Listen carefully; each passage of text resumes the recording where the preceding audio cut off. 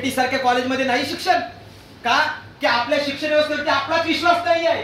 आज रोहितदादा Pawar foreign return आहेत, Aditya Tatkare foreign return आहेत, पार्थ पवार साहेब फॉरेन रिटर्न आहेत, आदित्य ठाकरे साहेब फॉरेन रिटर्न आहेत। आमचं काय म्हणणं आहे, आम्हाला फॉरेनला जाता येत नाहीये, पण ज्या मतदारसंघाचे आम्ही मतदार आहोत त्यांना चांगल्या दर्जाचं शिक्षण मिळणं ही काळाची गरज आहे आणि ती आम्ही ओळखली पाहिजे। आम्हाला विकत शिक्षण दिलं जाते। अरे भारत हा जगाच्या पटलावरती आणण्याची भाषा करताय आणि दुसरीकडे निर्मला सीतारामन यांनी बजेट सादर केलं। तुम्ही बजेट पाहिलं असेल, 2022-23 चं बजेट होतं शिक्षणाचं 2.92% आणि 2023-24 चं पाटील साहेब बजेट आहे 2.52%, म्हणजे 40 पॉइंटनं बजेट कमी केलं आणि तुम्ही विकासाची भाषा करताय। अरे गोरगरीब कष्टकऱ्याचा मुलगा शिकलाच नाही, त्याला शिक्षणासाठी पैसा पुरवलाच नाही, त्याला अनुदानित शाळा उभा केलाच नाही। अरे उलट आपल्या शाळा सुरू केल्या होत्या। लोकनेते आप्पासाहेब नारायण नागू पाटील असतील, प्रभाकर पाटील साहेब असतील, दत्ता पाटील साहेब असतील, या विद्वान व्यक्तिमत्वांनी गावापर्यंत शाळा आणल्या आणि आज या संस्थांना कशी बंद पडलं जाईल, यांना कसं मर्ज केलं जाईल, या संस्थांचं कसं क्लस्टर केलं जाईल आणि अतिरिक्त शिक्षक कसे कामाच्या बाहेर काढले जातील याचा प्रयत्न शासन करत आहे। आणि म्हणून दादांनो ताईंनो, तुम्ही उद्याच्या भविष्यात, तुम्ही उद्याचे मतदार आहात, तुम्ही जर टी.वाय. बी.कॉमचे असाल तर तुम्हाला मताचा अधिकार आलेला आहे। आज विचारपीठावरती या तालुक्याचे भाग्यविधाते बसलेले आहेत। आपण प्रश्न विचारला पाहिजे, आपण प्रत्येक प्रतिनिधीला प्रश्न विचारला पाहिजे। आज ज्यांना प्रश्न विचारला त्यांचं ते प्रेमाने उत्तर देतात, पण काही प्रतिनिधी असे आम्हाला सापडले की आम्ही जेव्हा मंत्रालयात गेलो, आम्ही म्हटलं हा बिल मागे घ्या। महाराष्ट्रातल्या 14,859 शाळा बंद होत आहेत, कोकणातल्या 3,053 शाळा बंद होत आहेत आणि रायगड जिल्ह्यातल्या 1,348 शाळा बंद होत आहेत। जेव्हा 5ही मतदारसंघाचे शिक्षक आमदार एकत्र आले आणि आम्ही बारावी पाटील साहेबांनी आम्हाला त्या संदर्भात मार्गदर्शन केलं, आम्ही सर्वजण एकत्र बसलो आणि त्या विषयावरती निर्णय घेतला। आज 17 संघटना कोरडे मॅडम आम्ही एकत्र काम करतोय। आम्ही तुम्हाला विनंती करण्यासाठी त्या विचारपीठावरती आमंत्रित केलंय की येत्या काळामध्ये आपण युवकांच्या संघटना एकत्रित आलं पाहिजे, आपल्या ताकदीचं एकत्रीकरण झालं पाहिजे आणि म्हणून सर्वांनी गांभीर्याने ऐका, हा मुद्दा फार महत्त्वाचा आहे की आमच्या गावातल्या शाळा वाचवण्यासाठी शिवराज्य प्रतिष्ठाने एक मुद्दा सुचवलेला आहे। तो मुद्दा आपल्याला पटतोय का पहा। आज गावातली गरज कोणती आहे तर इंग्रजी माध्यम। आमचं म्हणणं आहे सन 2004 ला आणलेला ठराव 2024 मध्ये अंमलात आणावा आणि मराठी सोबत सक्तीचं इंग्रजी माध्यम आमच्या गाव खेड्यात सुरू करावं। जर सक्तीचं इंग्रजी माध्यम आमच्या गाव खेड्यात सुरू झालं तर आमचा मुलगा कार्मेलला येणार नाही, आमचा मुलगा एखाद्या खाजगी शाळेत जाणार नाही, एखाद्या खाजगी संस्थेत जाणार नाही, तर आमचा मुलगा ज्या ठिकाणी अनुदानित शिक्षक आहेत, जे डीएड आहेत, बीएड आहेत, सेटनेट आहेत, एमपील आहेत, पीएटी आहेत, असे असलेले शिक्षक सरकार चालणी लावून घेतो, टीएटी करून घेतो। परंतु दुर्दैव हे आहे की खाजगी शाळेवरती तुम्ही पहा शिक्षकांची कॅपॅसिटी काय कॅपॅसिटी आहे आणि यावरती आम्ही प्रश्नचिन्ह तयार झाला तर आम्ही देशद्रोही, आम्ही देशाच्या विरोधात बोलतो। जेव्हा चिपळूण मध्ये आम्ही सभा आयोजित करण्याचा प्रयत्न केला तर आपले स्थानिक लोक जे सत्तेच्या भागीदार आहेत ते म्हणतात तुम्ही आमच्या खाजगी संस्थेच्या विरोधात काय बोलता। आमचं खाजगी संस्थेला विरोध नाही, आमचा हक्क कलम 21 अनुसार आहे की मोफत शिक्षण हे प्रत्येक विद्यार्थ्याला मिळालंच पाहिजे, हा आमचा हक्क आहे। आमचा खाजगी संस्थांना विरोध नाहीये, आमचा हक्क आम्ही मागतोय। आपण आपला हक्क कधी मागायचा, वामनदादा करडच नाही, अनेक आपले नेते आजही म्हणतात टाटा बिर्ला मित्तल अंबानी बाटा कुठाय हो आणि काळ्या धनाचा साठाने आमचा वाटा कुठाय हो। ही वाटा विचारण्याची वेळ आली आहे। शेवटचा अंतिम मुद्दा गांभीर्याने लक्षपूर्वक ऐका। आमचं म्हणणं आहे का जिल्हा परिषदेचा दर्जा ढासळणारी पॉलिसी बनवली की 1ली ते 8वी पर्यंत मुलाची परीक्षा नाही घेतली, त्यांनी नाही पेपर दिलं, नाही शाळेत गेला तरी गडी पास आहे। म्हणजे 1लीतून 2री, 2रीतून 3री, 3रीतून 4थी, 4थीतून 5वी, 8वी पर्यंत ढक्कल पास। आमच्या आगरी भाषेत असं म्हणतात ढकल पास।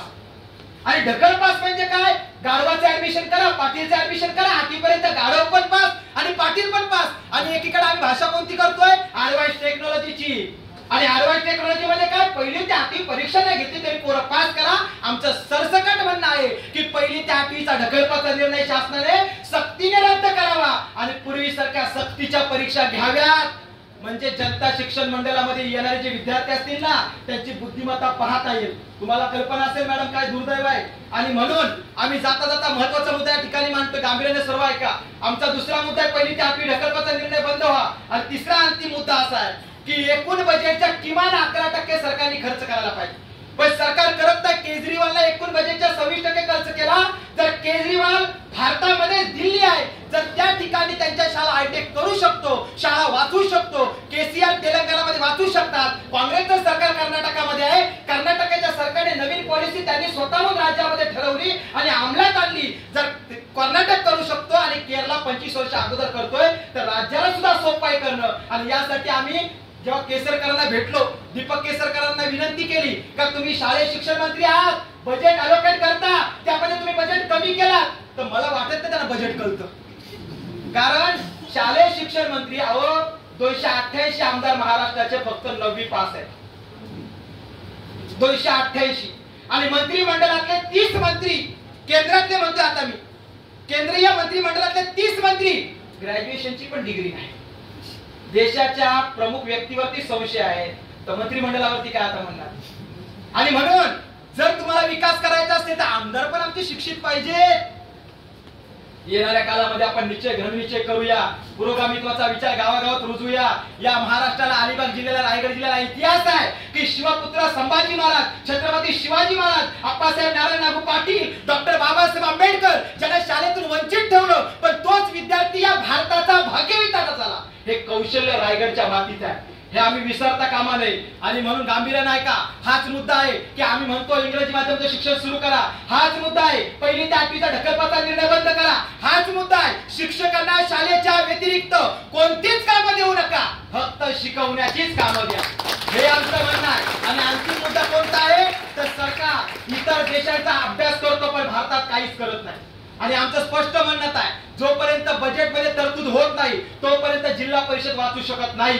जिल्हा परिषदच्या शाळा जर वाचवायच्या असतील तर जिल्हा परिषदचा दर्जा ढासळतोय, तो ढासळू द्यायचा नसेल तर 62,000 म्हणजे आमदार पाटील साहेबांना विनंती आहे, आम्ही हा मुद्दा घेतला, तुम्ही आम्हाला ते मार्गदर्शन करा. निलेश पाटील सर तर आम्हाला मार्गदर्शन करतायत की 62,000 शाळांचं खाजगीकरण सरकार करत आहे. जर खाजगीकरण झालं, आम्ही केसरकर साहेबांना भेटलो, त्यांनी मंत्रालयात मला नेलं, मंत्रालयामध्ये गेल्यावरती पाटील साहेब त्यांनी 5 मजली इमारत दाखवली. दत्ता पाटील साहेबांनी ज्या अदानीच्या विरोधात लढा उभा केला, अंबानीच्या विरोधात लढा उभा केला, त्याच अदानी आणि अंबानीची आज आम्हाला बिल्डिंग पाहायला मिळाली. गावाच्या भूखंडामध्ये अदानी बिल्डिंग उभी करणार 5 मजली, वरच्या मजल्यावरती पार्किंग सेंटर, खालच्या मजल्यावरती शॉपिंग सेंटर, त्याच्या खालच्या मजल्यावरती सलून्स आणि त्याच्या खालच्या मजल्यावरती बियर बार आणि थिएटर आणि त्याच्या ग्राउंड फ्लोअरला आपली शाळा असणार.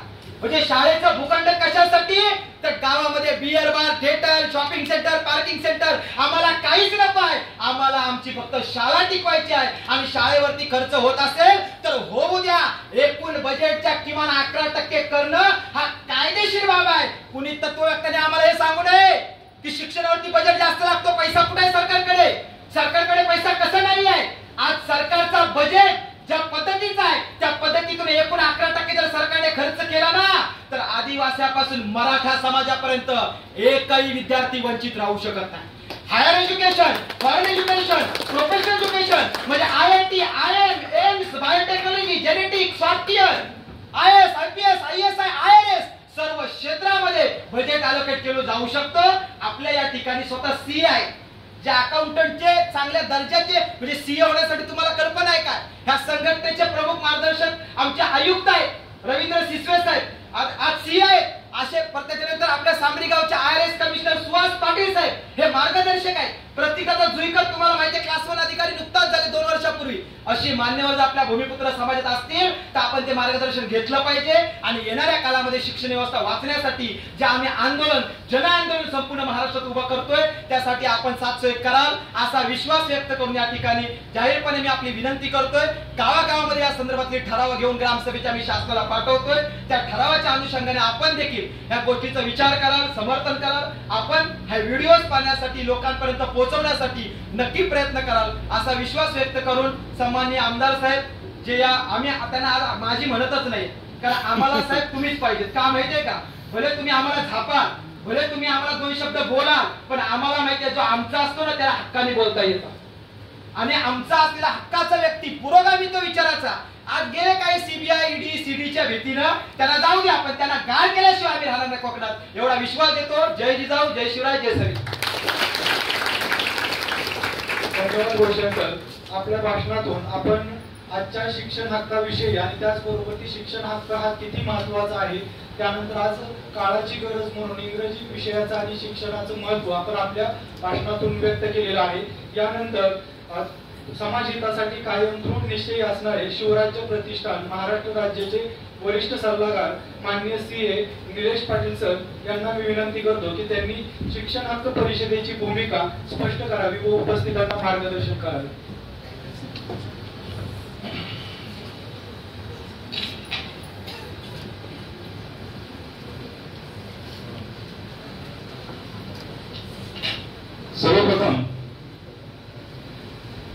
सर्वप्रथम ज्यांनी स्वराज्याचं पहिल्यांदा स्वप्न पाहिलं अशा राजमाता जिजाऊ यांना वंदन करू.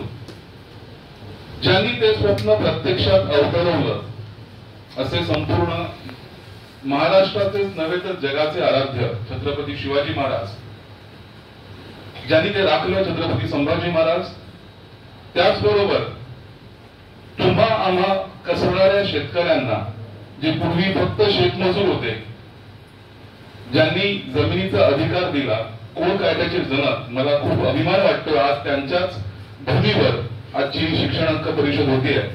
असे कोण कायद्याचे जनक अप्पासाहेब नारायण नाहू पाटील यांना वंदन करून, त्याचबरोबर ज्यांनी त्यांना मोलाचं सहकार्य केलं, ज्यांच्या सहकार्याशिवाय हे कुळ कायद्याचं आंदोलन हे पूर्ण होऊ शकत नाही, आणि असे ज्यांनी आपल्या सगळ्यांना या देशाचा अधिकार दिला, भारतीय राज्यघटनेचे शिल्पकार डॉक्टर बाबासाहेब आंबेडकर, त्याचबरोबर तुम्हा आम्हा सर्वांपर्यंत शिक्षणाची गंगा ज्यांनी पोहोचवली, अन्यथा आपल्याला तर शिक्षणाचा अधिकारच नव्हता, असे सन्माननीय महात्मा फुले सावित्रीबाई फुले यांना वंदन करून, जमिनीच्या बदल्यात जमीन देण्याचा निर्णय ज्यांनी आणला असे आपल्या रायगडचे सुपुत्र लोकनेते दिबा पाटील साहेब, आणि ज्यांच्या जयंती निमित्तानं आज आपण आजची ही जी आपली शिक्षण हक्क परिषद होती आहे,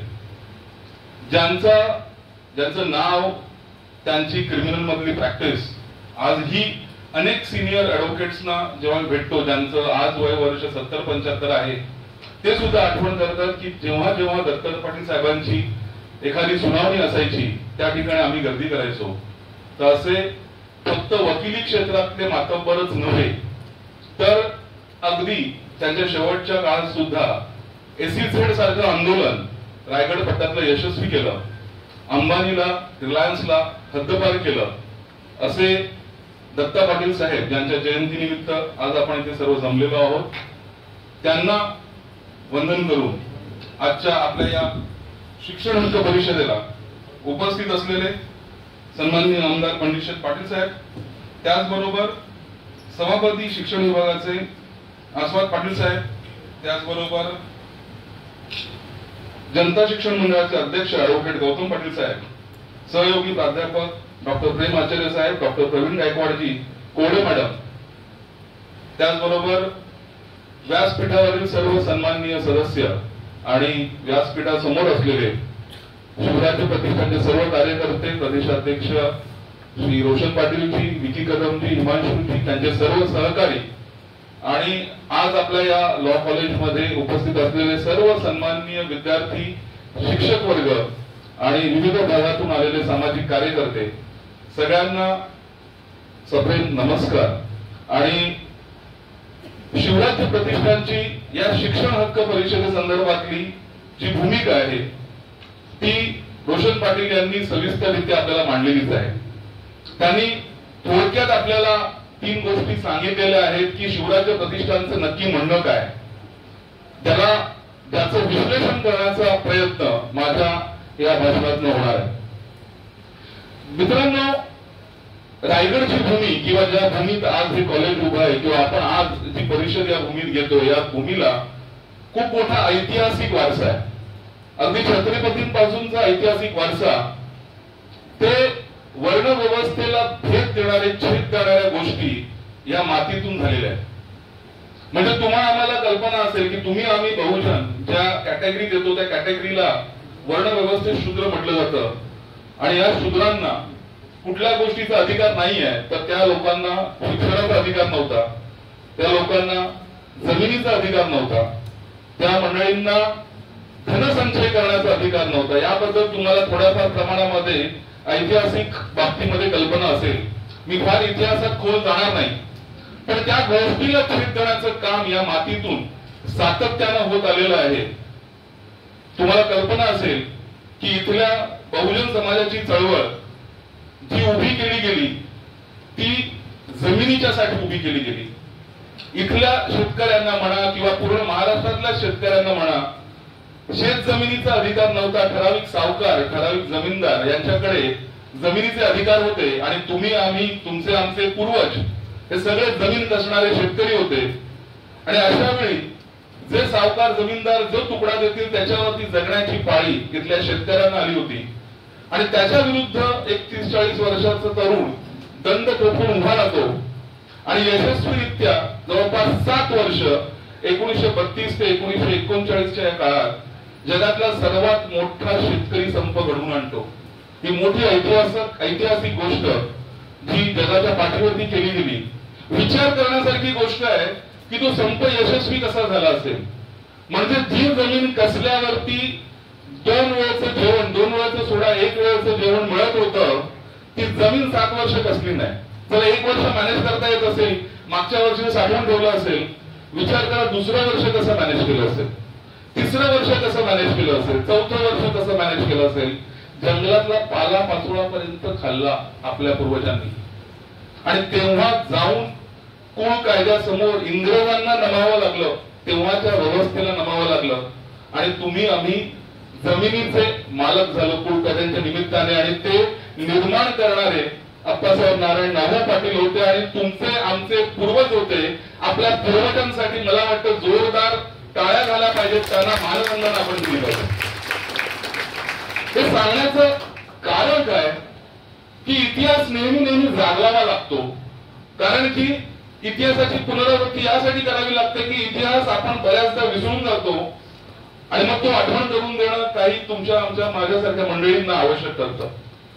तर मित्रांनो, विचार करण्याचा प्रयत्न करा. म्हणजे मी अनेक ठिकाणी जेव्हा जातो तेव्हा मी लोकांना विचारतो की 10वी पास असलेले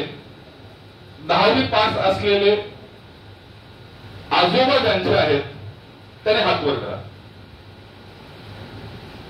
10वी पास असलेले आजोबा ज्यांचे आहेत त्याने हात वर करा. हात वर होत नाही, ठीक आहे, चला हरकत नाही.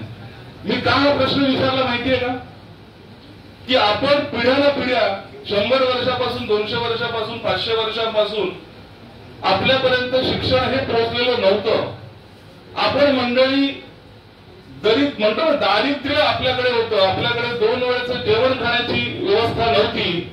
आपल्या गरिबीचं कारण, आपल्या दारिद्र्यतेचं कारण, आपल्या हलाखीचं कारण, आपल्या शोषित असल्याचं कारण ज्या व्यक्तीने शोधलं त्या व्यक्तीचं नाव आहे महात्मा ज्योतिबा फुले. तुम्हा आम्हा सर्वांना कल्पना असेल त्यांची ज्याला म्हणूया महत्वाचा त्यांनी एक कानमंत्र दिलेला आहे. त्या कानमंत्राबद्दल सगळ्यांना कल्पना असणार आहे. कारण त्यांनी शोधून काढलं होतं की या गरिबीचं कारण काय. हा इथला जो काही बहुजन वर्ग आहे, मग तो कोळंबी असेल, मराठा असेल, इतर जे काही 12 बलुतेदार असतील, आगरी असतील, कोळी असतील, सगळी जी काही मंडळी आहेत, ही मंडळी शोषित का आहेत याचं कारण त्या व्यक्तीने शोधून काढलं. आणि ते कारण होतं काय म्हटलंय महात्मा फुलेंनी, विद्येविना मती गेली. म्हटलं का नाही, विद्येविना मती गेली, मतीविना नीती, नीतीविना गती, गतीविना वित्त गेले, वित्ताविना शूद्र खचले, इतके अनर्थ एका अविद्येने केले. कोणी केले? इतके अनर्थ अविद्येने केले. गरिबीचं कारण, शोषकाचं कारण, तुमच्या दारिद्र्याचं कारण जर का काय आहे, त्याच्या मुळाशी काय आहे, तर ती आहे अविद्या. आणि त्यामुळे नुसतं जमिनीचं मालक होऊन भागणार नाही हे आपल्या पूर्वजांनी ओळखलं. आणि त्यासाठी जर का आपल्याला पुढे जायचंय, आपल्याला जर का मोठं व्हायचंय, समृद्ध व्हायचंय, तर त्यासाठी अविद्येवर मात करावी लागेल. आणि या अविद्येवर मात करण्याचा एकमेव पर्याय आहे तो म्हणजे शिक्षण.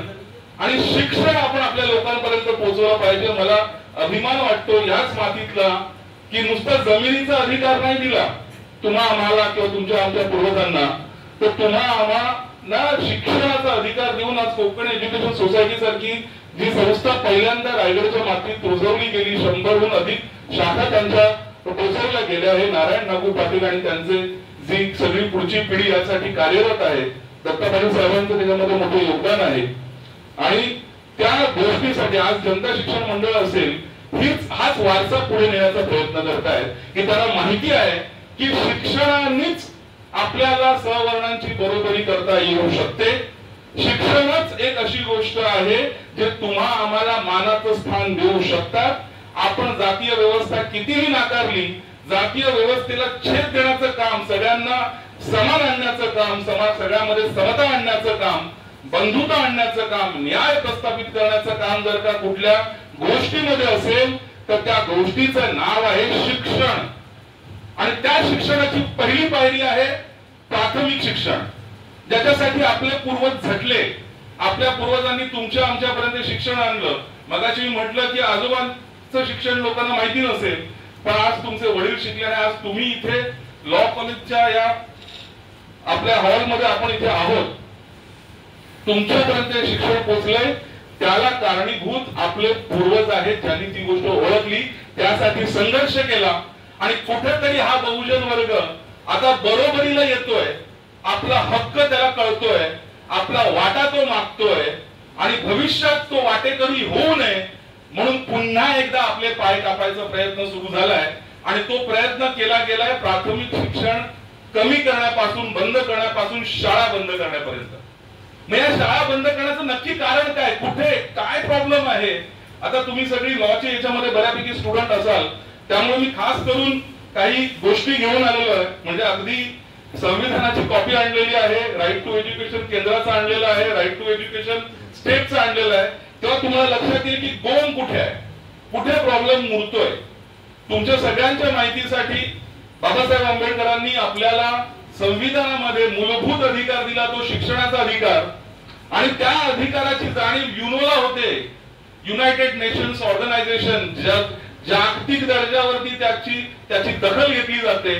आणि पूर्ण जगामध्ये जर का ह्युमॅनिटी वाढवायची आहे, जगाला मोठं करायचंय, जगातल्या प्रत्येक एक घटकाला जर का मोठं करायचंय, तर शिक्षणासारखं पर्याय नाही. जे आपल्या पूर्वजांनी 100 वर्षापूर्वी जाणलं होतं, 150 वर्षापूर्वी जाणलं होतं, युनोने सुद्धा 40-50 वर्षापूर्वी जाणलं.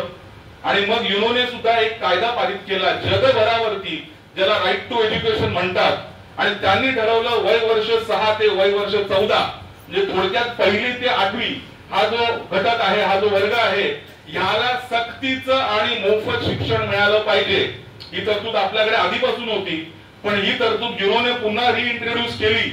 आणि मग युनोच्या अंतर्गत जे जे देश होते त्यांनी त्या युनोच्या आधारावरती नव्याने आरटीआय राईट टू एज्युकेशनचे कायदे आपापल्या देशामध्ये लागू केले. आणि आपल्या भारत देशामध्ये 2009 मध्ये तो राईट टू एज्युकेशन लागू झाला. त्याच्यासाठी कलम 21A इंट्रोड्यूस केलं गेलं. कलम 21A काय म्हणतो? संविधानाचं कलम 21A जो आपल्या मूलभूत अधिकारांबद्दल भाष्य करतो, ते मी वाचून दाखवणार आहे, थोडंसं इंग्रजीमध्ये आहे. कलम 21A राईट टू एज्युकेशन बद्दल बोलतो आणि तो म्हणतो, the state shall provide free and compulsory education to all children of the age of 6 to 14 years in such a manner as the state may by law determine. काय म्हणतं? सक्तीचं free, मोफत आणि सक्तीचं शिक्षण हे वय वर्ष 6 ते वय वर्ष 14 या वयोगटाला दिलं पाहिजे असं कलम 21A म्हणतो. इतकंच म्हणत नाही, या 4 ओळी नाहीये. कलम 21च्या स्पष्टीकरणामध्ये अजून म्हटलं गेलेलं आहे संविधानातच की right of a child should not be restricted only to free and compulsory education. काय म्हणतो? Right of child should not be restricted only to free and compulsory education, but should be extended to have a quality education without any discrimination on the ground of their economic, social and cultural background. येतं लक्षात हे कोण म्हणतोय? हा संविधान म्हणतोय. संविधानाचा कलम 21A म्हणतोय. काय म्हणतोय की 6 ते 14 वयोगटाला फक्त सक्तीचं आणि मोफत शिक्षण देऊन भागणार नाही. ते क्वालिटी एज्युकेशन असलं पाहिजे, ते दर्जेदार शिक्षण असलं पाहिजे असं आपलं संविधान म्हणतो. आणि संविधानातली गोष्ट ठराविक ग्रुपला अप्लिकेबल होऊ शकते का? नाही. संविधानातच त्याच कलमात म्हटलेलं आहे, काय म्हटलेलं आहे की that should have a quality education without any discrimination on the ground of economic, social और cultural background. Economic, social, cultural background अशा कुठल्याही गोष्टीची तमा न बाळगता सर्वांना सरसकट क्वालिटी एज्युकेशन देणं हे कलम 21 अ म्हणतात. कशाच्या आधारावरती कलम 21 अ आणलं? राईट टू एज्युकेशन जे युनोने प्रस्थापित केलं त्याला समायोजित करण्यासाठी हे कलम 21 अ आणलं गेलं आणि मग त्याच्या आधारावरती केंद्रात एक कायदा बनवला गेला, राईट टू एज्युकेशन ऍक्ट 2009. तुम्हाला कल्पना असेल आपल्या देशाची संघराज्य व्यवस्था आहे. केंद्राकडे ठराविक शक्ती असतात, केंद्राकडे काही कायदे बनवायचे अधिकार, काही अंमलबजावणी करण्याचे अधिकार असतात. त्याचबरोबर राज्यांकडे काही अधिकार असतात आणि काही अधिकार दोघांकडे असतात. त्याला कॉन्करंट लिस्ट म्हणतात आणि एज्युकेशन हा त्याच्यापैकीचा एक भाग आहे ज्याच्यावर कायदा करण्याचा अधिकार केंद्र आणि राज्य दोघांनाही आहे. मग केंद्रांनी राईट टू एज्युकेशन आणलं, ते काय आणलं आणि मग तिथे स्टेटनी कशी बोंब केली हे मी तुम्हाला सांगण्याचा प्रयत्न करणार आहे. तर याच्यामध्ये right to education to free and compulsory education act 2009 हा काय म्हणतो, in providing of the right of every child to free and compulsory education in a neighbourhood school. काय म्हणतो, नेबरहुड स्कूल मध्ये शालेय व्यवस्था असली पाहिजे. The RT act does not restrict the choice of the child to seek admission in a school which may not be in a neighbourhood. म्हणजे हे काय म्हणतंय, हे कंपल्शन करते राज्यावरती, सरकारवरती कंपल्शन काय करते सर, की हे म्हणतंय की नजीकची शाळा उपलब्ध असली पाहिजे. शाळा लांब असता कामा नये, वस्तीपासून त्याच्या घरापासून ही शाळा एका ठराविक अंतरामध्ये असली पाहिजे आणि ते अंतर ठरवलेलं आहे राईट टू एज्युकेशन. ते अंतर काय म्हणतंय, प्राथमिक शाळा जी 1ली ते 5वी मध्ये प्राथमिक शाळा असते त्या प्राथमिक शाळेचं अंतर 1 किलोमीटर असावं वसतीपासून. तिला म्हणतात नजीकची शाळा, नेबरहुड स्कूल, जी 1 किलोमीटर अंतरामध्ये असली पाहिजे 1ली ते 5वी साठी आणि 6वी ते 8वी साठी ही शाळा 3 किलोमीटर परिसरात असू शकते. म्हणजे माध्यमिक शाळा ज्या आहेत त्या तुमच्या 3 किलोमीटर परिसरात असू शकतात. त्याला नेबरहुड स्कूल म्हणतात, त्याला नजीकची शाळा म्हणतात. केंद्राने इथे पटसंख्येचा उल्लेख केलेला नाही. का केलेला नाहीये, कारण की हा कायदा मूलभूत अधिकारांच्या अनुषंगाने संविधानात जो कलम 21 अ आला त्याच्यासाठी आहे. कलम 21 अ हा कोणालाही रिस्ट्रिक्ट करत नाही, तो सगळ्यांना अधिकार देतो आणि त्याच्यामुळे 1 किलोमीटर वस्तीपासून 1 किलोमीटर मध्ये नजीकची शाळा असली पाहिजे आणि 3 किलोमीटर मध्ये माध्यमिक शाळा असली पाहिजे असं केंद्राचा राईट टू एज्युकेशन कायदा म्हणतो, जो संविधानाला अनुसरून आहे. आता इथे महाराष्ट्र सरकारने काय गोंधळ केला तो मला तुम्हाला सांगायचं आहे. साहेब 2009 मध्ये हा कायदा केंद्रात आला. महाराष्ट्र सरकारने याला दिनांक 11 ऑक्टोबर 2011 रोजी महाराष्ट्र सरकारने आपल्याकडे इंट्रोड्यूस केला महाराष्ट्रामध्ये. आता या महाराष्ट्रामध्ये इंट्रोड्यूस करताना यांनी त्याच कलमामध्ये गोंधळ काय केला, त्यांनी गोंधळ असा केला तो मी तुम्हाला थोडासा वाचून दाखवणार आहे. हा मराठीमध्ये आहे. याच्यामध्ये जी नजीकची शाळेची व्याख्या दिलेली आहे कलम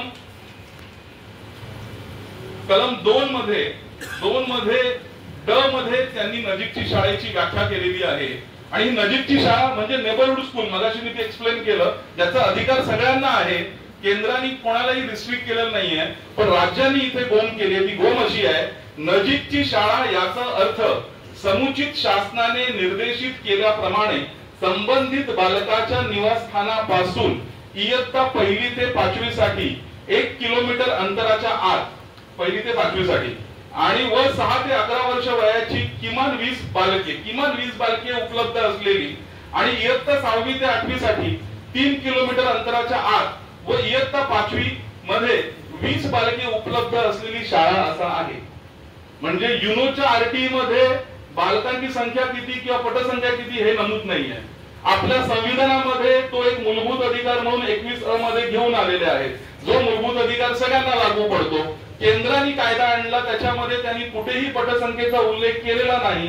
त्यांनी नेबरहुड स्कूलची डेफिनेशन दिली आहे 1 किलोमीटर आणि 3 किलोमीटर. मात्र राज्य सरकारने इथे गोंधळ केला आणि अंतराच्या सोबत पटसंख्या घुसवली आणि त्याचा गैरफायदा घेऊन हे सध्याचं जे विद्यमान सरकार आहे हे जवळपास हजारो शाळा बंद करायला घेतलेल्या आहेत आणि त्या हजारो शाळांमधनं लाखो करोडो जी आपली प्राथमिक शाळातलं शिक्षण घेणारी जी मुलं आहेत ती वंचित होणार आहेत।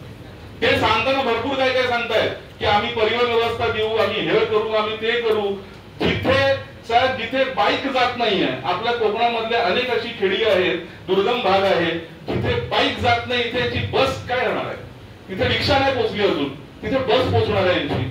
हे सांगण्याची तात्पर्य, सांगण्याचं कारण काय ना, हे खूप समायोजनासारखं मोठं मोठं नाव देत आहेत की आम्ही समायोजन करू, आम्ही त्या शाळेमधले मग मुलं एकत्र करू, मग आम्हाला त्या शिक्षकांचे योग्य नियोजन करता येईल वगैरे वगैरे वगैरे।